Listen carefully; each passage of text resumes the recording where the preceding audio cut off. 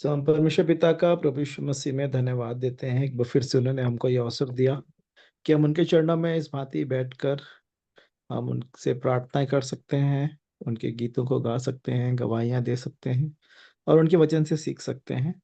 सो आइए हम प्रार्थना सहित इस समय को प्रभु के हाथों में समर्पित करेंगे। प्रेमी दयालु अनुग्रहकारी विलंब से कोप करने वाले अति करुणामय पिता परमेश्वर, राजाओं के राजा प्रभुओं के प्रभु, अपने उद्धारकर्ता प्रभु यीशु मसीह के पवित्र और मीठे नाम से आपके अनुग्रह के सिंहासन के सन्मुख आते हैं प्रभु जी। आपके नाम को धन्य कहते हैं, आपके नाम को सराहते हैं प्रभु जी, क्योंकि आप ही सारा आदर, सारी महिमा, सारी प्रशंसा के योग्य पिता परमेश्वर है प्रभु जी। आपको छोड़ और कोई दूसरा ईश्वर नहीं है प्रभु जी। हाँ प्रभु जी, स्वर्ग आपका सिंहासन है, पृथ्वी आपके चरणों की चौकी है प्रभु जी।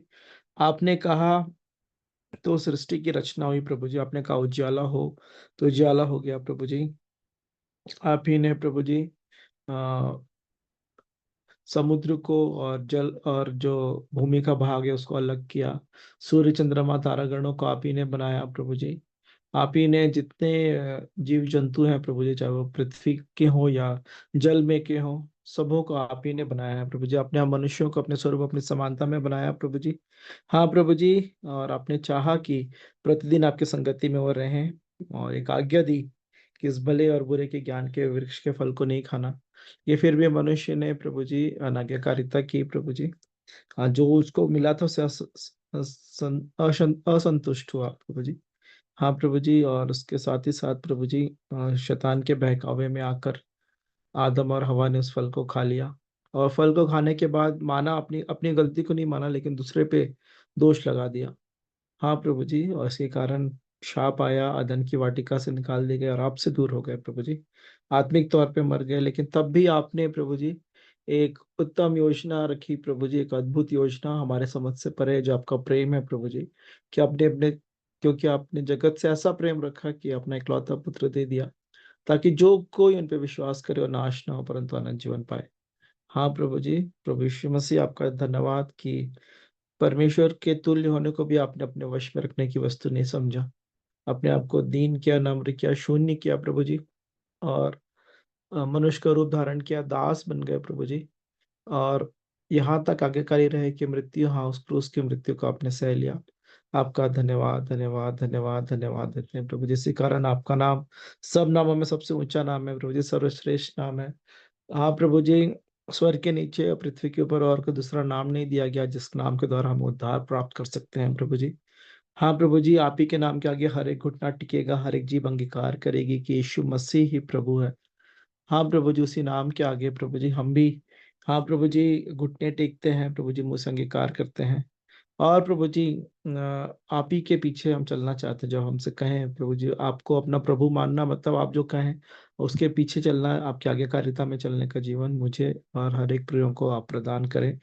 ऐसी आपसे प्रार्थना करते हैं प्रभु जी। इस वक्त अपने जीवनों को आप ही के हाथों में समर्पित करते हैं प्रभु जी। आप तो पवित्र पवित्र पवित्र सर्वशक्तिमान परमेश्वर, जो थे, जो हैं और जो आने वाले हैं प्रभु जी। आप ही के अनुग्रह के सिंहासन के सन्मुख आते हैं प्रभु जी। और आप तो पवित्र हैं, लेकिन जब अपने जीवन को मैं देखता हूँ प्रभु जी, वो पवित्रता नहीं पाई जाती है प्रभु जी। चाहे वो सोचो विचारों में हो प्रभु जी, चाहे आंखों में हो या शरीर में हो प्रभु जी, शरीर के अंगों में हो प्रभु जी। मैं आपसे क्षमा चाहता हूँ, यीशु मसीह के लिए उसे धो के शुद्ध और पवित्र करें। हर एक शरीर के अभिलाषा के लिए प्रभु जी, आंखों की अभिलाषा के लिए और जीविका के घमंड के लिए प्रभु जी, आपसे मैं क्षमा चाहता हूँ। आप क्षमा करें, छुटकारा दें, अपने योग्य बनाए प्रभु जी। हाँ प्रभु जी, ताकि यदि आज आप आए प्रभु जी, मैं आपके साथ जाने के लिए तैयार पाया जाऊँ। कोई भी बात प्रभु जी मुझे आपके प्रेम से अलग ना करने पाए प्रभु जी। जैसा आपका वचन कहता है इब्रानियों 12 में कि हर एक रोकने वाली वस्तु और उलझाने वाले पाप को दूर करके उस दौड़ में जिसमें हमें दौड़ना है, धीरज से दौड़ो प्रभु जी, उतावली से नहीं लेकिन धीरज के साथ दौड़ते हुए और विश्वास के कर्ता और सिद्ध करने वाले प्रभु यीशु मसीह की ओर ही मैं ताकता रहूं, जिसने प्रभु जी लज्जा की कुछ चिंता ना करके उस क्रूस का दुख सह लिया प्रभु जी। हाँ प्रभु जी, क्योंकि उन आपकी दृष्टि, प्रभु यीशु मसीह की दृष्टि उस इनाम की ओर लगी थी प्रभु जी, जिसे वो प्राप्त करने पर है। वैसे ही मैं भी प्रभु जी इस पृथ्वी पर का जो जीवन है प्रभु जी, और वैसे ही जीने पाऊं कि स्वर्गीय वस्तुओं पर मेरा ध्यान लगा रहे प्रभु जी। अ, जैसे कि कुलुस्से में भी लिखा है कि प्रभु जी हमारा ध्यान प्रभु जी स्वर्गीय वस्तुओं पे लगना पाए, लगने पाए, क्योंकि आपने हमें स्वर्गीय स्थानों में बिठाया है प्रभु जी। हाँ प्रभु जी, दया करें, अनुग्रह करें, और हर एक जीवन के हर एक क्षेत्रों में, क्योंकि एक जगह पौलुस कहते हैं कि हमारा पल भर का, क्षण भर का हल्का सा क्लेश हमारे जीवन में अनंत महिमा उत्पन्न करता जाता है प्रभु जी। हाँ प्रभु जी, हम इस पृथ्वी के क्लेशों को, दुखों, तकलीफों को, बीमारियों को प्रभु जी सह ले प्रभु जी, क्योंकि उनके बदले में ना ही सिर्फ इन दुखों तकलीफों को, लेकिन आपके नाम के कारण जो दुख तकलीफ हमारे जीवन में आते हैं, धार्मिकता में चलने के कारण, हाँ प्रभु जी, आपका नाम लेने के कारण, उसमें प्रभु जी हम स्थिर रहें, क्योंकि हम जानते हैं कि हमारे हमारे लिए आपके पास बड़ा प्रतिफल है। हम आपके नाम को धन्य कहते हैं, आपके नाम को सराहते हैं। वो जयवंत वाला जीवन प्रदान करें, क्योंकि आपका वचन बताता है जो जय पाए उसके लिए आपने बहुत सारी चीजें, बहुत सारे इनाम रखे हैं। आप दया करें, अनुग्रह करें उस जय के लिए प्रभु जी। आपने हमें अपना वचन दिया है प्रभु जी, अपना आत्मा दिया है प्रभु जी। आपने इफिसियों 6 के अनुसार कहा कि परमेश्वर के सारे हथियार बांध लो, सत्य से अपनी कमर कसकर, धार्मिकता की झिलम को पहनकर, और पाँव में मेल के सुसमाचार की तैयारी के जूते पहनकर, उद्धार का टोप पहनकर, हाँ प्रभु जी, हम प्रभु जी विश्वास की ढाल लेकर, हाँ प्रभु जी, शैतान के उस जलते हुए तीरों को हम बुझाने पाए प्रभु जी, धार्मिकता की झिलम पहने हुए प्रभु जी। और जो आपका वचन, जो आत्मा की तलवार है प्रभु जी, उसे ले लें प्रभु जी। हाँ प्रभु जी, और हर समय, हर प्रकार से नित्य हम प्रार्थना करते रहे प्रभु जी। हाँ, ऐसी दया, अनुग्रह चाहता हूँ। सहायता मदद करें प्रभु जी, विशेष करके जो प्रार्थना विषय ज्योत्सना दीदी के पापा जी के लिए दिया गया प्रभु जी, जिनको पिछले दिनों पैरालिटिक अटैक आया। हाँ प्रभु जी, हम प्रार्थना करते हैं कि उनका ब्लड प्रेशर नॉर्मल रहे प्रभु जी, और जो भी अभी शरीर में जो आवश्यकता है प्रभु जी, जो कमजोरी है, आपकी दया अनुग्रह में वो दूर होने पाए, उनके सारे हाथ पैर अच्छे रीति से कार्य करने पाए, मस्तिष्क, हर एक बातों में प्रभु जी हम आपकी ओर देखते हैं। और भी जितने प्रिय जो शारीरिक तौर पर अस्वस्थ हैं, चंदन भैया के लिए प्रार्थना करते हैं प्रभु जी। एजीएल के लिए प्रभु जी हम प्रार्थना करते हैं प्रभु जी, आपकी ओर से उन्हें पूर्ण चंगाई प्रदान होने पाए प्रभु जी। आप सहायता और मदद करें। आप ही की दया अनुग्रह चाहते हैं प्रभु जी, कि हमारे जीवन में जितने भी लोग और भी इस संगति में जुड़ते हैं प्रभु जी, और भी विभिन्न परेशानियों से, चुनौतियों से होकर गुजरते हैं, हाँ प्रभु जी, हम प्रार्थना करते हैं सुनीता दीदी के ब्लड प्रेशर के लिए, और भी जो प्रिय, जो किसी भी माध्यम से, किन्हीं भी दूसरे कारणों से जो परेशान है प्रभु जी, हमारे परिवारों में आपकी शांति के लिए, प्रेम के लिए प्रभु जी। हाँ प्रभु जी, शालोम के लिए प्रभु जी हम प्रार्थना करते हैं, हमारे बच्चों के अच्छे भविष्य के लिए प्रभु जी आपकी ओर देखते हैं। अच्छा भविष्य यही है प्रभु जी, कि हम आपके मार्ग की शिक्षा उनको देने पाए, ताकि जीवन में जो कुछ भी वो कार्य करे प्रभु जी, आपके भय में, आपकी पवित्रता में होकर वो करने पाए, ताकि आपके द्वारा जो मंजिल ठहराई गई है प्रभु जी, उसे वो प्राप्त करने पाए। इफिसियों 6 में ही लिखा है कि हे बालको, प्रभु में अपने माता पिता की आज्ञाकारी रहो, और क्योंकि ये पहली आज्ञा है, जिसके साथ प्रतिज्ञा भी है कि तेरे साथ भला और तो जीवन भर इस पृथ्वी पर बहुत दिन तक जीवित रहे। हाँ प्रभु जी, ऐसी ही दया अनुग्रह चाहता हूँ प्रभु जी, हमारे बच्चे आप में बढ़ते जाएं, और साथ ही साथ हम प्रार्थना करते हैं आप बच्चे वालों के लिए, जो आपने दिए आज्ञा दी है कि चेतावनी देते हुए अपने बच्चों को आपके मार्ग की शिक्षा हम देने पाए। आप प्रभु जी बेटी एलियाना के लिए भी प्रार्थना करते हैं, जिसका आज बर्थडे है प्रभु जी, आपकी ओर से उसके जीवन में आपके हर एक चुनिंदा आशीषों की घोषणा करते हैं प्रभु जी। आप दया करें, अनुग्रह करें, कि आपकी ओर से हर एक आशीषें उसे आप प्रदान करें, अच्छा स्वास्थ्य प्रदान करें, ज्ञान बुद्धि समझ प्रदान करें। हाँ प्रभु जी, हर एक बातों में प्रभु जी वो बच्चे संभाले जाए, ऐसे ध्यान रखना चाहता हूँ। और भी जितने प्रिय आ, जो भी किसी भी, जिनको भी जो भी प्रार्थनाओं की आवश्यकता है प्रभु जी, हम सभी के लिए प्रार्थना करते हैं, सभी को आपके अनुग्रह के सिंहासन के सम्मुख लेकर आते हैं प्रभु जी, कि हम सब प्रभु जी आप ही के दया, आपके अनुग्रह में प्रभु जी हर एक की कमी घटी आपके स्वर्गीय भले भंडार से पूर्ण होने पाए, ऐसी आपसे प्रार्थना करते हैं प्रभु जी। दया करें, अनुग्रह करें। आज की पूरी सभा को भी आपके हाथ में समर्पित करते हैं प्रभु जी, कि हम सभी आप में होके प्रभु जी संगति में जब हम बैठते हैं, सब बातें हमारी आत्मिक उन्नति का कारण होने पाए प्रभु जी। सब बातों में प्रभु जी आप ही के नाम को महिमा मिले प्रभु जी। और जैसा कि आपके वचन में लिखा है कि जैसे मसीह यीशु का स्वभाव था, वैसा ही तुम्हारा भी स्वभाव हो। उस स्वभाव में बदलते जाने में, आपके तेजस्वी रूप में अंश अंश करके बदलते जाने में मेरी और हर एक प्रियो की आप सहायता और मदद करें। हर एक बातों के लिए एक बार फिर से धन्यवाद देते हुए, अपने जीवनों को आप ही के हाथों में समर्पित करते हुए, दुआ उद्धार करता प्रभु यीशु मसीह के पवित्र और मीठे नाम से मांग लेता हूँ। आमीन। आमीन। आमीन। तो फिर से आप सभी प्रियो का स्वागत है आज की इस संगति में। और अभी समय होगा कि स्तुति आराधना के गीतों के द्वारा हम प्रभु की महिमा करेंगे। मैं एक गीत गा लूंगा। आराधना में है छुटकारा, आराधना में है चंगाई, आराधना में है छुटकारा, आराधना में है चंगाई। शरीर प्राण आत्मा में शांति आनंद देता है, जान से प्यारा प्रभु। शरीर प्राण आत्मा में शांति आनंद देता है, जान से प्यारा प्रभु। तो हम क्या करें? प्रार्थना करें, आराधना करें, वो अच्छा है, कितना भला है। हालेलुया। प्रार्थना करें, आराधना करें, वो अच्छा है, कितना भला है। छुटकारा पाए हमेशा, हमेशा छुटकारा पाए हमेशा, छुटकारा पाए हमेशा, हमेशा छुटकारा पाए हमेशा। मांगोगे तुम्हें मिलेगा, ढूंढोगे तुम पाओगे।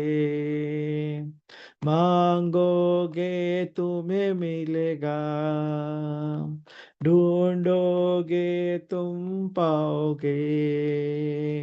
खटखटाओ खोलेंगी ईश्वर की आशीषें, पाओ तुम उन्हें अभी। खटखटाओ खोलेंगी स्वर्ग की आशीषें, पाओ तुम उन्हें अभी। तो क्या करें? प्रार्थना करें, आराधना करें, वो अच्छा है, कितना भला है। हालेलुया। प्रार्थना करें, आराधना करें, वो अच्छा है, कितना भला है। छुटकारा पाए हमेशा, हमेशा छुटकारा पाए हमेशा, छुटकारा पाए हमेशा, हमेशा छुटकारा पाए हमेशा। प्रार्थना करो निरंतर, प्रार्थना करो विश्वास से, प्रार्थना करो निरंतर, प्रार्थना करो विश्वास से। धर्मी जन की प्रार्थना, विश्वास की प्रार्थना तोड़ती है सारे बंधन को। धर्मी जन की प्रार्थना, विश्वास की प्रार्थना तोड़ती है सारे बंधन को। कैसे? प्रार्थना करें, आराधना करें, वो अच्छा है, कितना भला है। हालेलुया। प्रार्थना करें, आराधना करें, वो अच्छा है, कितना भला है। छुटकारा पाए हमेशा, हमेशा छुटकारा पाए हमेशा, छुटकारा पाए हमेशा, हमेशा छुटकारा पाए हमेशा। हालेलुया। प्रभु की महिमा हो। आराधना में छुटकारा, आराधना में चंगाई। निर्गमन 23:25 कहता है कि तुम यहोवा की उपासना करना, तब वह तेरे बीच में से रोगों को दूर करेगा। विभिन्न प्रकार की आशीषें लिखी आई है, उसको पढ़ेंगे। यहाँ पे उपासना शब्द है हिंदी में, और अंग्रेजी बाइबल में, इंग्लिश में सर्व द लॉर्ड लिखा है, प्रभु की सेवा करने से। मैं इसको पढ़ूंगा। निर्गमन 23वां अध्याय और उसके 25 वचन से आगे। नहीं, निर्गमन सर उत्पत्ति देख रहे हैं। जी।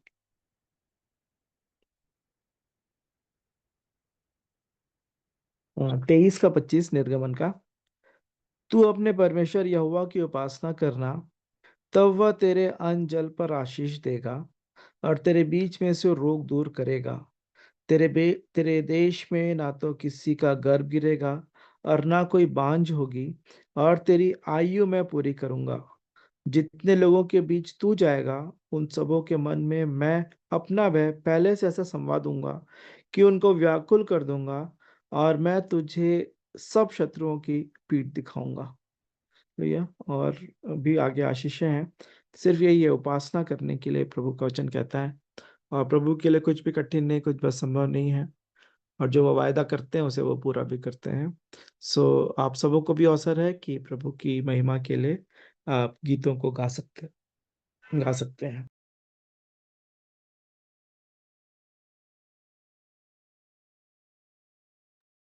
सबको शालोम, जय मसीह की। शालोम दीदी, जय मसीह की। मैं भी परमेश्वर की महिमा के लिए गीत गा लूंगी। क्रूस उठा के तुझे चलना होगा, क्रूस उठा के तुझे चलना होगा। आज प्रभु को दिल देना होगा, आज प्रभु को दिल देना होगा। क्रूस उठा के तुझे चलना होगा। दीप तेरा बुझने ना पाए, दीप तेरा बुझने ना पाए। जोत मसीह से नेह लगाए, जोत मसीह से नेह लगाए। आज प्रभु की ज्योति पार लगाई, आज प्रभु की ज्योति पार लगाई। आज प्रभु को दिल देना होगा, आज प्रभु को दिल देना होगा। क्रूस उठा के तुझे चलना होगा। दूर करेगा गम तेरे दिल का, दूर करेगा गम तेरे दिल का।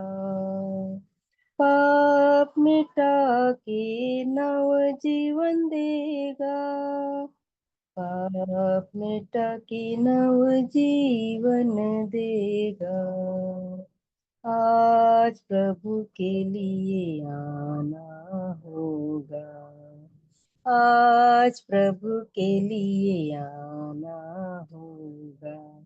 आज प्रभु को दिल देना होगा, आज प्रभु को दिल देना होगा। क्रूस उठा के तुझे चलना होगा। राह तेरी तू छोड़ के आ जा, राह तेरी तू छोड़ के आ जा। नव जन्म उपहार में ले जा, नव जन्म उपहार में ले जा। आज प्रभु के लिए क्रूस उठा जा, आज प्रभु के लिए क्रूस उठा जा। आज प्रभु को दिल देना होगा, आज प्रभु को दिल देना होगा। क्रूस उठा के तुझे चलना होगा। धन्यवाद सुंदर गीत के लिए। सचमुच में हमें क्रूस उठा के चलने का दिन है, और प्रतिदिन हमें क्रूस उठाना है, तभी हमें वो नया जीवन का उपहार जो है हमें मिलेगा। और परमेश्वर के लिए हमें हमेशा क्रूस को याद करते हुए, हमें प्रतिदिन अपने जीवन को स्मरण करते हुए हमें जो है उस क्रूस को उठाना है। तभी हमारे जो गम है वो हमारे दिल में जो है वो दूर करेगा, हमारे पाप को मिटा के नव जीवन देने वाला है परमेश्वर। इसलिए प्रतिदिन हमें जो है उसके क्रूस को उठाना है और उसको अपने दिल को, अपने आप को पूरा तरह से हमें समर्पित करना चाहिए। Thank you.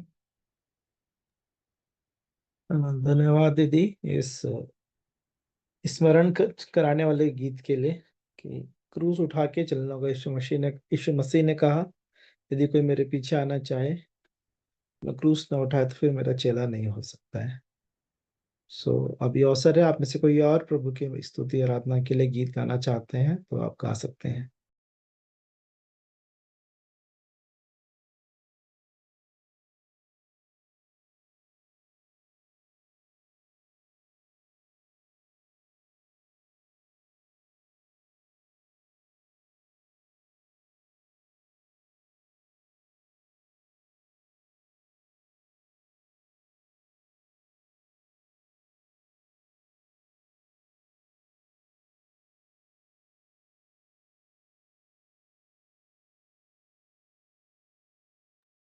मैं प्रभु की महिमा के लिए जो वचन रोमियो 11:33 से आगे लिखा गया है उसको मैं गाना चाहता हूँ। यहाँ पे ऐसा लिखा है, आहा परमेश्वर का धन और बुद्धि और ज्ञान क्या ही गंभीर है। आहा परमेश्वर का धन और बुद्धि और ज्ञान क्या ही गंभीर है। उसके विचार कैसे अथाह और उसके मार्ग कैसे अगम है। उसके विचार कैसे अथाह और उसके मार्ग कैसे अगम है। आहा परमेश्वर का धन और बुद्धि और ज्ञान क्या ही गंभीर है। आहा परमेश्वर का धन और बुद्धि और ज्ञान क्या ही गंभीर है। प्रभु की बुद्धि को किसने जाना, या उसका मंत्री कौन हुआ। प्रभु की बुद्धि को किसने जाना, या उसका मंत्री कौन हुआ। आहा परमेश्वर का धन और बुद्धि और ज्ञान क्या ही गंभीर है। आहा परमेश्वर का धन और बुद्धि और ज्ञान क्या ही गंभीर है। किसने पहले उसे कुछ दिया है जिसका बदला उसे दिया जाए। किसने पहले उसे कुछ दिया है जिसका बदला उसे दिया जाए। आहा परमेश्वर का धन और बुद्धि और ज्ञान क्या ही गंभीर है। आहा परमेश्वर का धन और बुद्धि और ज्ञान क्या ही गंभीर है। क्योंकि उसकी ओर से, उसके द्वारा और उसी के लिए सब कुछ है। क्योंकि उसकी ओर से, उसके द्वारा और उसी के लिए सब कुछ है। आहा परमेश्वर का धन और बुद्धि और ज्ञान क्या ही गंभीर है। आहा परमेश्वर का धन और बुद्धि और ज्ञान क्या ही गंभीर है। उसकी महिमा युगानुयुग होती रहे, आमीन आमीन। उसकी महिमा युगानुयुग होती रहे, आमीन आमीन।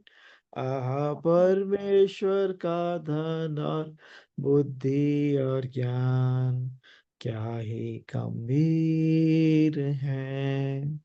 आहा परमेश्वर का धन और बुद्धि और ज्ञान क्या ही गंभीर है। सच में इतने महान परमेश्वर हैं, उनके नाम की हम बड़ा ही प्रशंसा स्तुति करते हैं।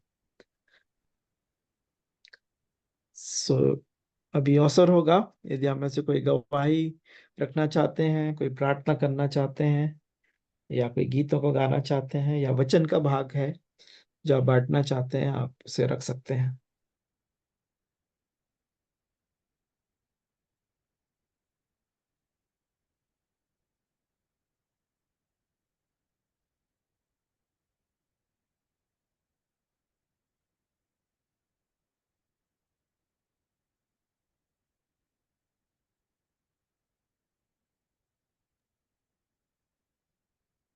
आप लोगों को अवसर है कि आप समय का सदुपयोग करें, जो भी प्रभु ने सिखाया है, जो आपके हृदय में अभी है, कि स्तुति करें, कोई प्रार्थना करें या कोई गवाही दें, तो आप समय का इस्तेमाल कर सकते हैं।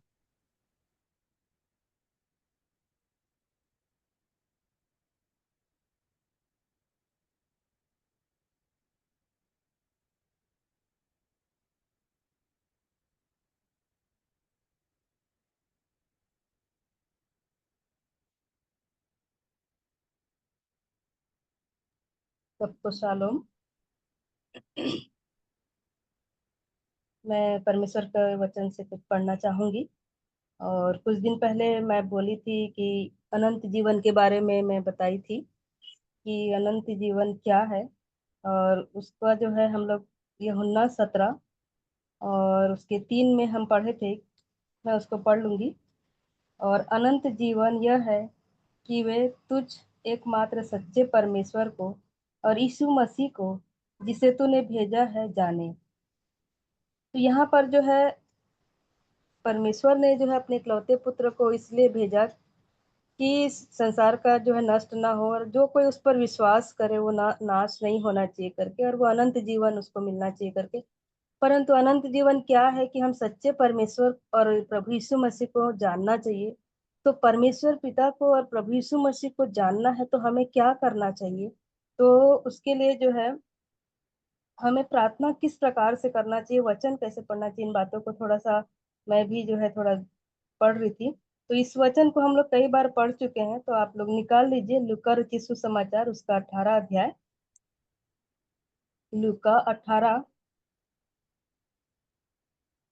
का 1 वचन।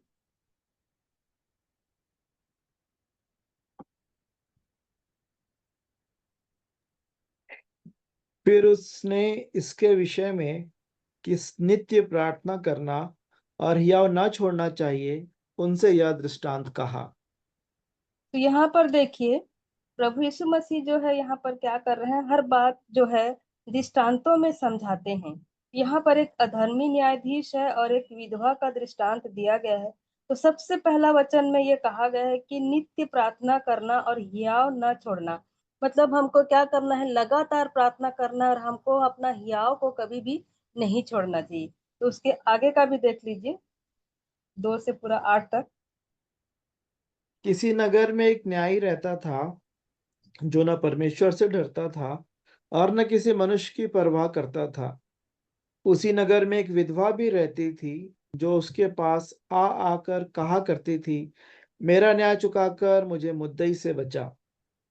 कुछ समय तक तो वह न माना, परंतु अंत में मन में विचार कर कहा, यद्यपि मैं न परमेश्वर से डरता और न मनुष्यों की कुछ परवाह करता हूँ, तो भी यह विधवा मुझे सताती रहती है, इसलिए मैं उसका न्याय चुकाऊंगा। कहीं ऐसा न हो कि घड़ी घड़ी आकर अंत को मेरी नाक में दम करे। प्रभु ने कहा, सुनो, यह अधर्मी न्यायी क्या कहता है। इसलिए क्या परमेश्वर अपने चुने चुने हुओं का न्याय न चुकाएगा, जो रात दिन उसकी दुहाई देते रहते हैं। क्या वह उनके विषय में देर करेगा? मैं तुमसे कहता हूं, वह तुरंत उनका न्याय चुकाएगा। तो अभी मनुष्य का पुत्र जब आएगा, तो क्या वह पृथ्वी पर विश्वास पाएगा? तो यहाँ पर देखिए इस वचन में जो है एक विधवा स्त्री जो है अपना न्याय को मांग रही है बार बार। और वो जो न्यायाधीश है वो क्या कह रहा है कि मैं किसी मनुष्य से भी नहीं, किसी की मनुष्य को भी मैं कुछ नहीं समझता, कुछ परवाह नहीं करता हूँ, कहता है।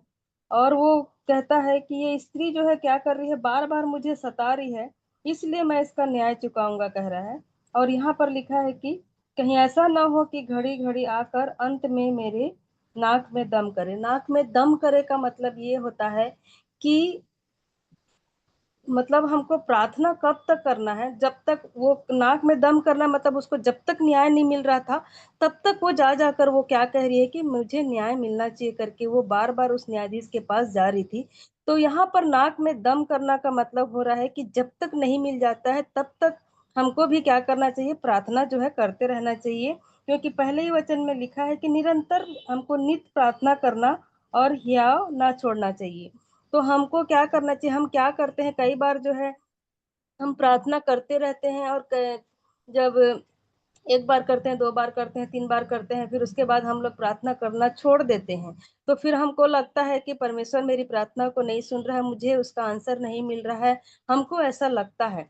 लेकिन हमको क्या करना चाहिए, तब तक करते रहना चाहिए जब तक हमको उसका आंसर नहीं मिल जाता है। क्योंकि ये जो विधवा स्त्री थी, ये भी क्या कर रही थी, नाक में दम कर दी थी। उसको जब तक न्याय नहीं मिल रहा था तब तक वो क्या कर रही थी, प्रार्थना मतलब उसको जाके उसका न्याय मांग रही थी। और ये देखकर जो है वो न्यायाधीश क्या किया, उसको जो है उसका न्याय किया।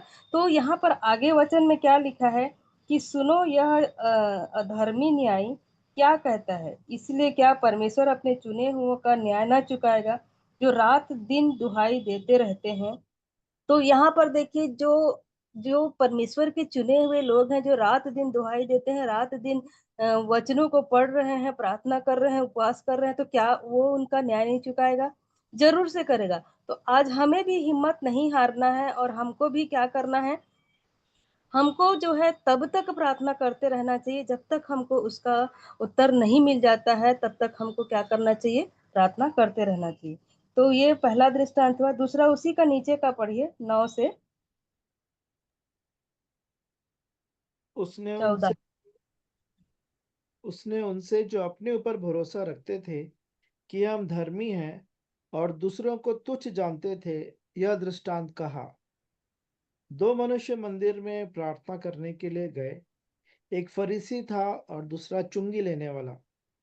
फरीसी खड़ा होकर अपने मन में यूं प्रार्थना करने लगा, हे परमेश्वर, मैं तेरा धन्यवाद करता हूँ कि मैं दूसरे मनुष्यों के समान अंधेर करने वाला, अन्यायी और व्यभिचारी नहीं, और न इस चुंगी लेने वाले के समान हूँ। मैं सप्ताह में 2 बार उपवास रखता हूँ। मैं अपनी सब कमाई का 10वां अंश भी देता हूँ। परंतु चुंगी लेने वाले ने दूर खड़े होकर स्वर्ग की ओर आंखें उठाना भी न चाहा, वरन अपनी छाती पीट पीट कर कहा, हे परमेश्वर, मुझ पापी पर दया कर। मैं तुमसे कहता हूं कि वह दूसरा नहीं, परंतु यही मनुष्य धर्मी ठहराया जाकर अपने घर गया। क्योंकि जो कोई अपने आप को बड़ा बनाएगा, वह छोटा किया जाएगा, और जो अपने आप को छोटा बनाएगा, वह बड़ा किया जाएगा। तो यहाँ पर देखिए, यहाँ पर दो व्यक्ति हैं प्रार्थना करने वाले, एक फरीसी है और एक चुंगी लेने वाला है। तो यहाँ पर दोनों की प्रार्थनाएं अलग अलग है, दोनों की प्रार्थना में बहुत ही अंतर है। तो यहाँ पर सबसे पहले 9 में क्या कहा गया है कि हम धर्मी हैं और दूसरों को तुच्छ जानते थे, यह दृष्टांत कहा। तो यहाँ दो व्यक्ति क्या कर रहे हैं, मंदिर में प्रार्थना करने के लिए गए हैं। तो फरीसी जो था वो कैसे प्रार्थना कर रहा है, फरीसी खड़ा होकर बोल रहा है अपने मन में कि प्रार्थना करने लगा कि हे परमेश्वर, मैं तेरा धन्यवाद करता हूँ, मैं दूसरों मनुष्य के समान अंधेर करने वाला नहीं अंधेर करने वाला, अन्यायी और व्यभिचारी नहीं हूँ, और चुंगी लेने वाले के समान ना इस चुंगी लेने वाले के समान हूँ कह रहा है। और वो बोल रहा है कि मैं सप्ताह में 2 बार उपवास रखता हूँ, अपनी कमाई का 10वांश देता हूँ। मतलब ये क्या कहना चाह रहा है? जो सामने वाले व्यक्ति है उसको वो क्या कर रहा है, नीचे दिखा रहा है कि मैं मतलब दे रहा हूँ, मतलब सामने वाला नहीं दे पा रहा है, ये उसका ये हो रहा है, उसको नीचे दिखाना की कोशिश कर रहा है। और मैं चुंगी लेने वाले के समान नहीं हूँ बोल रहा है। तो यहाँ पर एक तुलना कर रहा है उसके उस व्यक्ति से, अपने आप को जो है। तो यहाँ पर हमको कभी भी किसी को अपने से नीचा या अपने से तुच्छ नहीं समझना चाहिए, और किसी की हमको तुलना नहीं करना चाहिए कि मैं तो ये करता हूँ, मैं ऐसा करता हूँ, मैं उपवास करता हूँ तो मैं 10वांश देता हूँ। ये हमको नहीं करना चाहिए, क्योंकि परमेश्वर जानता है कि हम कैसे हैं। तो यहाँ पर दूसरा व्यक्ति क्या कर रहा है, ये जो है खड़े होकर बोल रहा है कि स्वर्ग की ओर देखकर आंखें उठाता है और कहता है, और अपनी छाती पीट पीट कर कहता है कि हे परमेश्वर, मुझ पापी पर दया कर। मैं तुझसे कहता हूँ कि वह दूसरा व्यक्ति, मतलब यहाँ पर क्या हो रहा है कि ये जो व्यक्ति है, जो दूसरा व्यक्ति है, वो क्या कर रहा है, अपने पापों का अंगीकार कर रहा है और छाती पीट पीट कर कह रहा है कि मैं पापी हूँ। तो क्या आज हमारी प्रार्थना ऐसी होती है क्या कि हम अपने आप को पूरा तरीके से हम परमेश्वर को सौंपते हैं? क्या हम हमारे जीवन में जो भी गलतियां होती है, हम उसको मानते हैं कि नहीं मान रहे हैं, जिस प्रकार से चुंगी लेने वाले ने माना है? तो हमको कभी भी किसी को यदि नीचा दिखाने के लिए अपने अपने जो धार्मिकता को हम यदि गिनकर यदि हम प्रार्थना कर रहे हैं, तो ऐसी प्रार्थना भी जो है परमेश्वर कभी भी सुनता नहीं है। क्योंकि जो अपने आप को क्या करता है, छोटा बनाएगा, वही जो है परमेश्वर की दृष्टि में बड़ा किया जाएगा। और जो अपने आप को बड़ा और धर्मी ठहरे बनाएगा अपने आप को, वो क्या हो जाएगा, छोटा किया जाएगा, कहा गया है। तो हमें कभी भी किसी की तुलना करके कभी प्रार्थना नहीं करना चाहिए। और तीसरा हम इसी में देखेंगे, उसका 18 से, नहीं 18, 33 से देखिए। जब वह यरीहो के निकट पढ़िए। जब वह यरीहो के निकट पहुंचा, तो एक अंधा सड़क के किनारे बैठा हुआ भीख मांग रहा था। वह भीड़ के चलने की आहट सुनकर पूछने लगा, यह क्या हो रहा है? उन्होंने उसे बताया, यीशु नासरी जा रहा है। तब उसने पुकार कर कहा, हे यीशु, दाऊद की संतान, मुझ पर दया कर। जो आगे आगे जा रहे थे वे उसे डांटने लगे कि चुप रहे, परंतु वह और भी चिल्लाने लगा, हे दाऊद की संतान, मुझ पर दया कर। तब यीशु ने खड़े होकर आज्ञा दी कि उसे मेरे पास लाओ। और जब वह निकट आया तो उसने उससे पूछा, तू क्या चाहता है कि मैं तेरे लिए करूं? उसने कहा, हे प्रभु, यह कि मैं देखने लगूं। यीशु ने उससे कहा, देखने लग, तेरे विश्वास ने तुझे अच्छा कर दिया है। तब वह तुरंत देखने लगा और परमेश्वर की बड़ाई करता हुआ उसके पीछे हो लिया, और सब लोगों ने देखकर परमेश्वर की स्तुति की। यहाँ पर देखिए एक अंधे भिखारी का दृष्टांत दिया गया है। तो जब प्रभु यीशु मसीह जो है क्या कर रहे थे, यरीहो के किनारे जब वो जा रहे थे, यरीहो के निकट जब पहुंचे और वो आ रहे थे, तो उस अंधे व्यक्ति को जो है किसी न कोई उसको क्या क्या होगा, बताया होगा कि प्रभु यीशु मसीह जो है यहाँ से आने वाले हैं। और उसके मन में वो जिज्ञासा थी कि मैं क्या होऊंगा, मैं देखूंगा करके उसकी इच्छा बनी हुई थी। और जब यरीहो के निकट पहुंचा, तो एक अंधा किनारे बैठा हुआ भीख मांग रहा था। वो क्या कर रहा था, भीख मांग रहा था। और भीड़ के चलने की आहट सुनकर पूछने लगा, यह क्या हो रहा है? उसको क्या है, सिर्फ आवाज सुनाई दे रही थी और दिखाई नहीं दे रही थी। तो वो क्या पूछ रहा है कि वो क्या हो रहा है, ऐसा करके वो पूछने लगा। तो उन्होंने बताया, यीशु नासरी जा रहा है। तो लोग उसको क्या किए हैं, उस व्यक्ति को बताए हैं कि यीशु जा रहा है करके। तब उसने पुकार के कहा कि हे यीशु, दाऊद की संतान, मुझ पर दया कर। तो यीशु के बारे में उसको पहले से कोई ना कोई उसको जरूर बताया होगा। तभी उसने क्या किया, पुकार कर उसको चिल्लाया और कहा कि हे यीशु, दाऊद की संतान, मुझ पर दया कर। जो आगे आगे जा रहे थे वे उसे क्या करने लगे, डांटने लगे। जब ये पुकार रहा था तो दूसरे लोग क्या कर रहे हैं, उसको डांट रहे थे और चुप रहने के लिए कह रहे थे। परंतु वो क्या किया, वो चिल्लाने लगा। वो चिल्लाने लगा और क्या करने लगा, हे दाऊद के संतान, मुझ पर दया कर। ये ऐसा चिल्लाकर बोलने लगा। तब यीशु क्या करता है, खड़े होकर आज्ञा दी कि उसे मेरे पास ले आओ। जब वो चिल्ला रहा था तो क्या हुआ, प्रभु यीशु मसीह को उसकी आवाज सुनाई दी और उसने कहा कि उसको मेरे पास ले आओ। जब वह निकट आया तो उसने उससे पूछा, तू क्या चाहता है? तो यहाँ पर देखिए, प्रभु यीशु मसीह जो है वो तो सब कुछ जानते हैं, और वो चंगा करने वाले हैं, अंधों को आंख देने वाले हैं, लंगड़ों को पैर देने वाले हैं, मुर्दों को जिलाने वाले हैं। तो क्या वो नहीं जानते? क्या उसको पता नहीं था कि इसको क्या चाहिए करके? यीशु मसीह को पता था कि उसको आंख, उसको दृष्टि चाहिए करके उसको पता था। लेकिन फिर भी उसको क्या कर रहे हैं, पूछ रहे हैं कि तू तू क्या चाहता है कि मैं तेरे लिए करूं? उसने कहा, हे प्रभु, यह कि मैं देखने लगूं। तो वो क्या कहता है, मैं देखने लगूं। तो यहाँ पर देखिए, हम लोग जो है क्या करते हैं, हम लोग भी कई बार ऐसी प्रार्थना करते हैं कि प्रभु तू तो सब कुछ जानता है, तू सब कुछ जानता है करके हम लोग क्या करते हैं, प्रार्थना करते हैं। प्रभु तो सब जानता ही है, लेकिन हमको क्या करना चाहिए? हमको जो अपने मन को खोलकर हमको परमेश्वर से बोलना चाहिए, और हमको हमारे मन में क्या बातें हैं, क्या इच्छा है, क्या हम चाहते हैं, उसको अपने मन की बात को खोलकर हमें कहना चाहिए। तभी ये जो व्यक्ति है, ये क्या कहा, उसके मन की इच्छा थी कि मैं देखूं करके, और उसने प्रभु यीशु मसीह से कहा कि मैं देखने लगूं। यीशु ने उससे कहा, देखने लग, तेरे विश्वास ने तुझे अच्छा कर दिया है। तब वह तुरंत देखने लगा और परमेश्वर की बड़ाई करता हुआ उससे हो लिया। सब लोगों ने देखकर उसकी स्तुति की। तो यहाँ पर देखिए, ये जो व्यक्ति है क्या किया, उसको अपनी मन की बात को उसने खोलकर कहा है। तो हमको भी क्या करना चाहिए, अपने मन की बात को खोलकर हमको बोलना चाहिए। और एक बार एक वचन देखेंगे, याकूब 5 का 13। याकूब 5 का 13।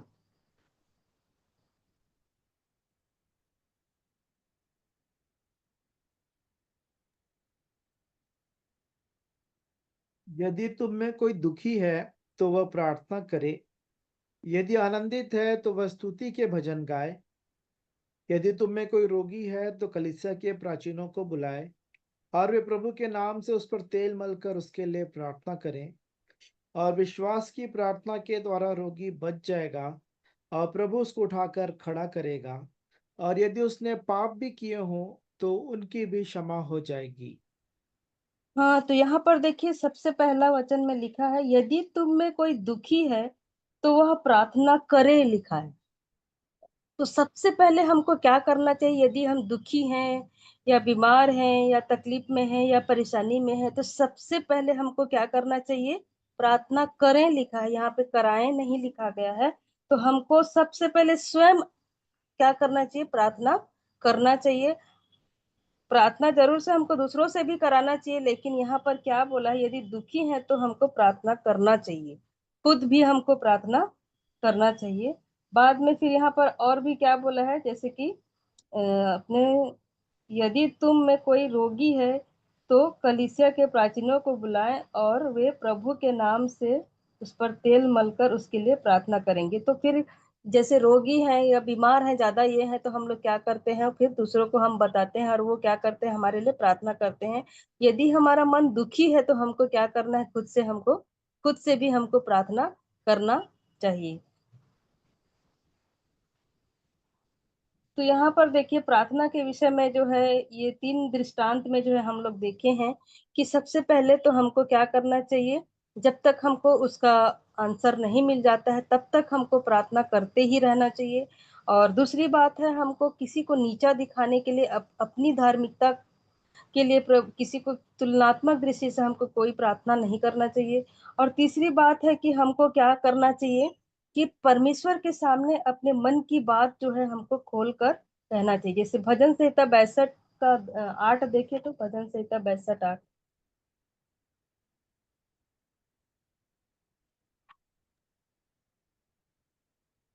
हे लोगों, हर समय उस पर भरोसा रखो, उससे अपने अपने मन की बातें खोल कर कहो, परमेश्वर हमारा शरण स्थान है। यहाँ पर देखिए वचन में साफ साफ लिखा हुआ है कि हमको क्या करना चाहिए। अपने मन की बात को हमको खोल कर कहना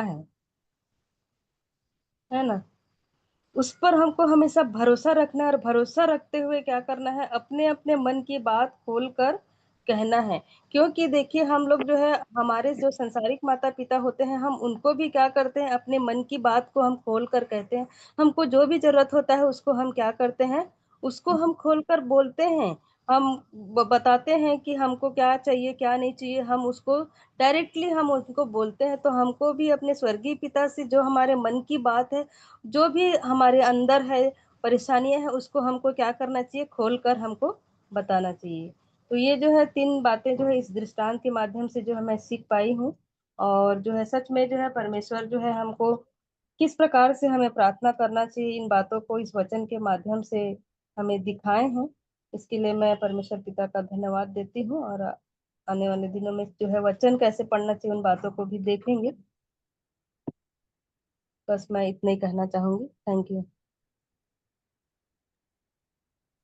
धन्यवाद दीदी। हम परमेश्वर पिता का प्रभु यीशु मसीह में धन्यवाद देते हैं इन वचनों के लिए, कि सचमुच प्रार्थना बहुत ही महत्वपूर्ण है हमारे जीवन के हर एक क्षेत्रों के लिए। कि फिलिपियों 4:6-7 में भी लिखा है कि तुम किसी बात की चिंता मत करो, लेकिन तुम्हारे विनती, निवेदन, प्रार्थना, धन्यवाद के साथ परमेश्वर पिता के सामने उपस्थित किए जाएं, जिससे उनकी शांति जो हमारे समझ से परे है, हमारे हृदय, हमारे विचारों को मसीह यीशु में सुरक्षित रखती है।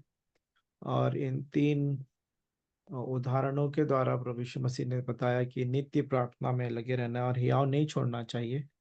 हम कैसे हमको प्रार्थना करना है, उस विधवा का, उस हाकिम से जो किसी मनुष्य नहीं डरता या मनुष्य की परवाह नहीं करता था, परमेश्वर से नहीं डरता था।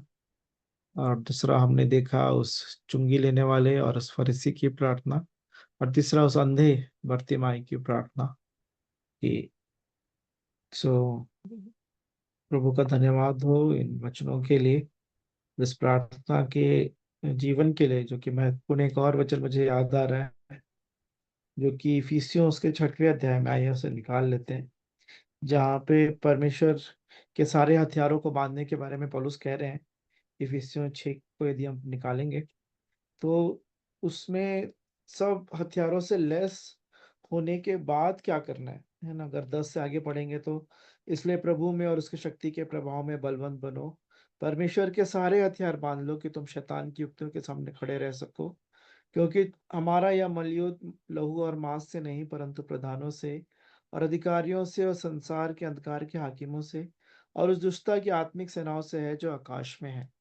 तो ये युद्ध तो मांस और लहू का नहीं है। और पूरे सारे हथियारों के बारे में वर्णन करने के बाद 17वें वचन तक 18वें वचन में पौलुस एक बात कहते हैं, हर समय और हर प्रकार से आत्मा में प्रार्थना और विनती करते रहो, और इसीलिए जागते रहो कि सब पवित्र लोगों के लिए लगातार विनती किया करो।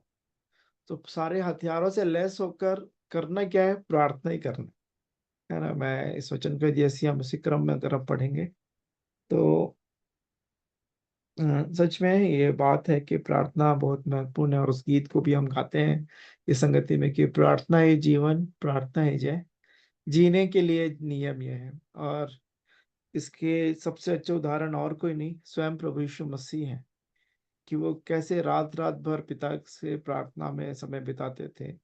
दिन में भोर को दिन निकलने से बहुत पहले पिता से प्रार्थना करने जाते थे। और हर एक स्थानों में 5 रोटी 2 मछली के लिए धन्यवाद दिया। और प्रार्थना की एक जगह तो सिर्फ आह भरी तो हकला बोलने लगा। वो व्यक्ति तो कैसे प्रभु पिता से जुड़े हुए थे प्रार्थना के द्वारा। और एक प्रचारक इस बात को बोलते थे कि he used to slip away for to pray, है ना। प्रार्थना करने के लिए वो मौका ढूंढते थे कि वो कब उनको मौका मिले कि पिता से मैं प्रार्थना करूं या पिता के साथ में बैठूं, तो उनसे बातचीत करूं। वैसा जैसे कि अभी मोबाइल फोन देखने के लिए अ, जैसे कुछ हुआ टंग से जाके फिर देख लेते हैं क्या हुआ, कोई मैसेज तो नहीं आया। या मुझे क्रिकेट का एक समय बहुत शौक था ये देखने का।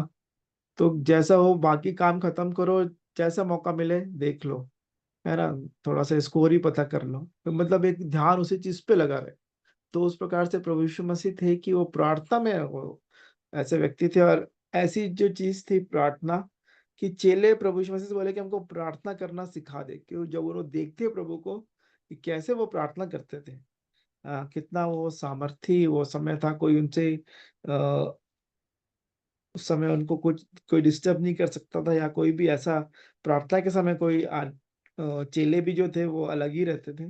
जब वो प्रार्थना खत्म किए, फिर उसके बाद चेलों ने उनसे पूछा, आइए उस वचन को देखते हैं जहाँ पे प्रभु यीशु मसीह ने प्रार्थना करना सिखाया अपने चेलों को। उसके पहले की जो स्थिति थी, तो यहाँ पे प्रभु यीशु मसीह ने अ, यहाँ पे नहीं है, एक जगह उनके चेलों ने उनसे पूछा कि प्रभु हमें प्रार्थना करना सिखा दे। मत्ती में तो नहीं है। ये मैं इसे ढूंढूंगा, आपके सामने रखूंगा कि वो हमारा जीवन कैसा है, मेरा जीवन। और मैं सच बताता हूँ, जब प्रार्थना में जो व्यक्ति रहता है, उसकी उसके अलग ही वो रहता है, उसका उसकी भाषा में, उसके देखने में, चलने फिरने से, पूरा जो काउंटेनेंस बोलते हैं या चेहरा जो है ना, जैसे दिखाई देता है, वो व्यक्ति अलग ही नजर आते हैं जो प्रार्थना वाले व्यक्ति होते हैं। मैंने इस बात को देखा है। और जो लोग प्रार्थना करते हैं वो भी अपने आप में प्रभु से वो बल पाते जाते हैं। सो मैं परमेश्वर पिता का धन्यवाद देता हूँ सुनीता दीदी के लिए, जिनके द्वारा ये वचन हम तक पहुंचा है, कि अपने प्रार्थना जीवन को मैं जांचूं, और क्या सच में हर समय हर प्रकार से आत्मा में प्रार्थना, एकांत में प्रार्थना पिता के साथ, और हर एक बातों के लिए जो प्रभु ने जैसा कहा है, जैसा वो जीते थे, वैसे ही क्या मेरा प्रार्थना में वाला जीवन है, प्रार्थना में जीवन है कि नहीं। प्रभु मेरी सहायता करे। तो अभी भी अवसर है, यदि आप में से कोई और कुछ कहना चाहते हैं तो आप रख सकते हैं अपनी बात।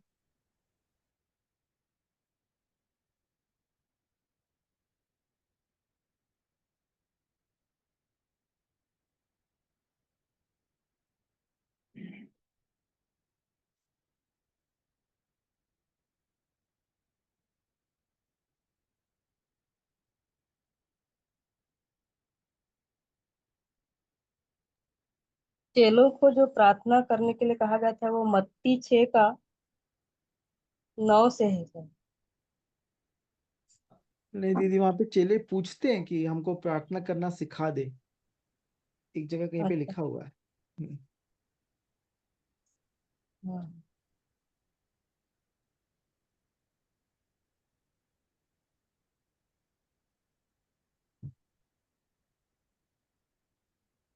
निकल से और किसी सुसमाचार में होना चाहिए वो।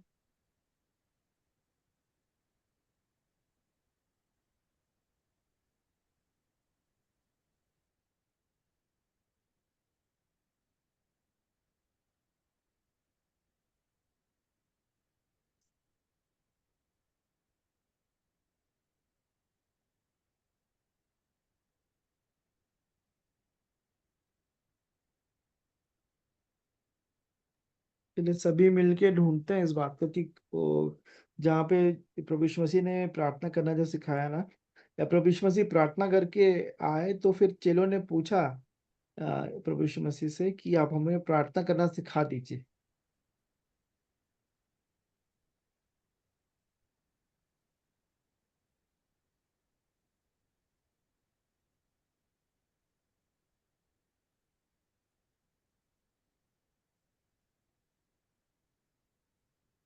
या फिर कल मैं ढूंढ के आपको बताऊंगा।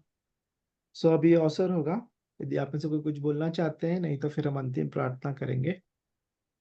और अंतिम प्रार्थना के लिए मैं दिव्यांकल से निवेदन करूंगा, यदि वो हमारी प्रार्थना में अगुवाई कर सकते हैं।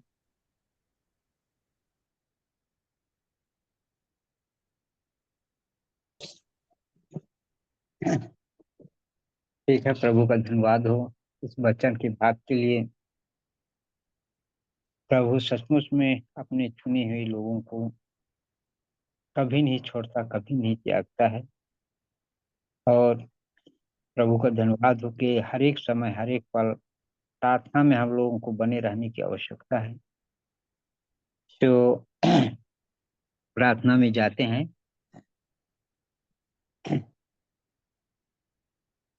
जीवते सच्चे स्वर्ग में विराजमान रहने वाले पवित्र परमेश्वर, आपके पास इकलौते प्रेमी पवित्र, सब नामों में श्रेष्ठ उत्तम नाम यीशु मसीह है। उसी यीशु मसीह के ही पवित्र और मीठे नाम से आपके सिंहासन के करीब पवन चरणों के तले आते हैं। प्रभु जी, आपका धन्यवाद करता हूँ कि हम लोग प्रभु जी आपसे लाखों करोड़ों दूर थे। आपने प्रभु जी हम लोगों के ऊपर में दया किया कि हम लोग आपके चरणों तले आ सकते हैं। आपका धन्यवाद करता हूँ प्रभु जी। प्रभु, आपका प्रेम अद्भुत है प्रभु जी। आपने प्रभु यीशु मसीह जो सच्ची मन से कुछ भी मांगते हैं प्रभु जी, आपने प्रभु जी कभी मना नहीं करते हैं, बल्कि प्रभु कर आपने स्वर्ग से ले आते हैं। धन्यवाद करता हूँ प्रभु यीशु मसीह। प्रभु जी, आपका धन्यवाद धन्यवाद करता हूँ कि आप जो भी वचन खुला गया है प्रभु जी, हर एक एक के वचन में प्रभु जी, हर एक एक वचन प्रभु जी हर एक के हृदय में फलवंत होने पाए, ताकि प्रभु जी हम लोग प्रार्थना हर हर हर एक बातों में, छोटी सी बातों में भी हम लोग प्रार्थना करते रहें, ताकि प्रभु जी हम लोगों का प्रार्थना आपके ए, आपके निकट पहुंचे। धन्यवाद करता हूँ पिता परमेश्वर, जिस रीति से दो दो मनुष्य जो प्रार्थना कर रहे थे प्रभु जी, उसमें से पहला मनुष्य प्रभु जी, उन्होंने एक दूसरे का विरोध करता रहा, एक दूसरे का को छोटा समझता रहा प्रभु जी। पर दूसरा आदमी जो प्रार्थना किया प्रभु जी, वो दूर से ही खड़ा होकर के तर्क की दृष्टि लगा करके, मन लगा करके उन्होंने कहा, हे पिता, आप में मुझ पापी पर दया कर। धन्यवाद करता हूँ प्रभु जी, आपने उस दूसरे आदमी का जो प्रार्थना है उसको आपने स्वीकार किया। इसीलिए प्रभु जी आपका वचन कहता है कि जो बड़ा है उसको छोटा किया जाएगा, और जो छोटा है उसको बड़ा किया। सचमुच में प्रभु यीशु मसीह वो नम्र और दीन होकर के आपकी वो प्रभु जी मन लगा करके उन्होंने बोला, उसका उत्तर स्वर्ग से आया। धन्यवाद करता हूँ। इसी रीति से प्रभु जी हम लोगों को एक दूसरे के साथ में विरोध नहीं करना है, बल्कि प्रभु जी हम लोग एक दूसरे के लिए प्रार्थना करना है। धन्यवाद करता हूँ प्रभु जी। इस रीति से प्रभु जी हम लोगों को प्रार्थना करना भी सिखाए, ताकि प्रभु जी हम लोगों का प्रार्थना प्रभु जी आपके निकट पहुंच सके, ताकि उसका उत्तर भी हम लोगों के जीवन में आ सके। ऐसा मैं आपसे दया चाहता हूँ प्रभु। धन्यवाद करता हूँ पिता परमेश्वर। तो प्रभु, आपका धन्यवाद धन्यवाद धन्यवाद करता हूँ कि आपने हमारे एक एक भाई बहनों को यहाँ एकत्र होने में आपने सहायता किया। प्रभु जी, आपने हर एक वचन सुनने में, पढ़ने में, प्रभु जी बताने में, हर एक चीजों में आपने सहायता किया है। आपका धन्यवाद करता हूँ। तो प्रभु, आपका धन्यवाद करता हूँ कि हर एक भाई बहनों के साथ इसी रीति से प्रभु जी हर पल हर समय बातें करें, ताकि प्रभु जी हम लोग आपके साथ में मेल मिलाप बना रहे। ऐसा मैं आपसे दया चाहता हूँ प्रभु। धन्यवाद करता हूँ पिता परमेश्वर, आपकी इस प्रेम, इस दया के लिए धन्यवाद धन्यवाद धन्यवाद धन्यवाद धन्यवाद करता हूँ प्रभु यीशु मसीह। आप तो सर्वज्ञानी है, सर्वव्यापी है, सर्वशक्तिमान है, हर एक एक को जानने वाले परमेश्वर हैं, जानते हैं। आपका धन्यवाद करता हूँ प्रभु यीशु मसीह। तो प्रभु, आपका धन्यवाद करता हूँ कि जितने भाई बहन जो जुड़े हैं प्रभु जी, उनको और ही आशीषित करे, ताकि प्रभु जी उसके द्वारा हम लोग एक दूसरे में आपकी उस जीवित वचन को बांट सके। ऐसा मैं आपसे प्रार्थना करता हूँ प्रभु। धन्यवाद करता हूँ, ताकि हर एक एक लोग प्रभु जी इस संसार में छूटने ना पाए, बल्कि प्रभु जी आपके करीब में पहुंच सके। ऐसा मैं आपसे दया चाहता हूँ प्रभु। धन्यवाद करता हूँ पिता परमेश्वर, और जिन्होंने किसी कारणवश प्रभु जी नहीं जुड़ सके हैं प्रभु जी, उन्हें भी मैं आपके हाथों में देता हूं प्रभु जी। सारी वचनों को प्रभु यीशु मसीह आपने उनके हृदय में तक भी पहुंचाएं, ताकि प्रभु जी वो लोग भी किसी प्रकार के नाश में ना पड़े, बल्कि प्रभु जी अनंत जीवन में वो लोग भी प्रवेश कर सके। ऐसा मैं आपसे दया चाहता हूँ प्रभु। धन्यवाद धन्यवाद धन्यवाद धन्यवाद धन्यवाद करता हूँ प्रभु यीशु मसीह। प्रभु जी, आपका धन्यवाद करता हूँ कि संध्या के बेले में जितने भी हम लोग आते हैं प्रभु जी, हर एक एक को प्रभु जी आपने आपके भय में रखे, सुरक्षित रखे, हर एक एक को छावनी बना के रखे। बात करता हूँ प्रभु जी, जितने भी रोग और बीमारी से पीड़ित हैं प्रभु जी, उन्हों भी प्रभु यीशु से आपने आपके लहू का छिड़काव करे, ताकि उसके द्वारा वो शुद्ध और पवित्र हो जाएगा। मुझे पूर्ण भरोसा और विश्वास है, क्योंकि आपने आपके चुने हुए लोगों के लिए आपने उपाय करने वाले परमेश्वर आप हैं, उपाय करते हैं। आपका धन्यवाद करता हूँ प्रभु जी। प्रभु आपका धन्यवाद करता हूँ कि आपने हर एक एक के साथ में बात करके प्रभु जी हर एक एक को कदम बाय कदम आगे बढ़ाते हुए ले चले। ऐसा मैं आपसे दया चाहता हूँ प्रभु। धन्यवाद करता हूँ पिता परमेश्वर। प्रभु जी आपने मेरी इस छोटी सी प्रार्थना को सुना है, उपस्थित दिया है। इस प्रकार सारी बातों को धन्यवाद के साथ विनती पवित्र प्रभु मसीह यीशु के नाम से मांगता हूँ। दया सुनिए, स्वर्गराज में कबूल कर लीजिए। आमीन। आमीन ईश्वर। आमीन। आमीन। आमीन। आइए हम प्रभु की प्रार्थना एक साथ कर लेंगे। हे हमारे पिता, आप जो स्वर्ग में हैं, आपका नाम आपका पवित्र माना चित्र जाए, मान आपका राज्य आए, आपकी आप इच्छा जैसे स्वर्ग में पूरी होती है एक वैसे स्तुति पर भी हो। पर हमारे दिन भर की रोटी आज हमें दें, एक और जिस प्रकार हमने अपने अपराधियों को क्षमा किया है, वैसे ही आप भी हमारे अपराधों को क्षमा करें, क्षमा और कर हमें परीक्षा में न लाएं, आज परंतु बुराई से बचाएं। बचा, क्योंकि राज्य क्योंकि और आज पराक्रम और महिमा सदा आपकी है। खुदा आपकी आमीन। आमीन। हाँ, दीदी वचन मिल गया मुझे। लूका 11 का 1 में है। लूका 11:1 से आगे। वह किसी जगह प्रार्थना कर रहा था। जब वह प्रार्थना कर चुका, तो उसके चेलों में से एक ने उससे कहा, हे प्रभु, जैसे यूहन्ना ने अपने चेलों को प्रार्थना करना सिखाया, वैसे ही हमें भी तू सिखा दे। है ना। जब वो प्रार्थना कर रहे थे तो उनको डिस्टर्ब नहीं किया। जब वो कर चुके प्रार्थना, तब फिर उनसे कहा कि हमको भी प्रार्थना करना सिखा दीजिए प्रभु। मैं इस वचन को ढूंढ रहा था। हाँ, प्रभु का धन्यवाद। आप सभी को धन्यवाद जुड़ने के लिए। परमेश्वर पिता का प्रभु यीशु मसीह में धन्यवाद आज के संगति के लिए।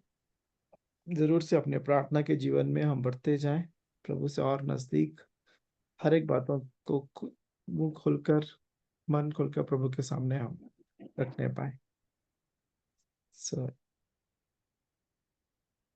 यदि कोई और कुछ नहीं बोलेंगे तो फिर हम मीटिंग एंड करेंगे।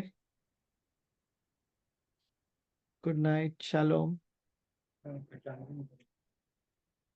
चलो, गुड नाइट। Good night. अब मीटिंग एंड कर रहे हैं।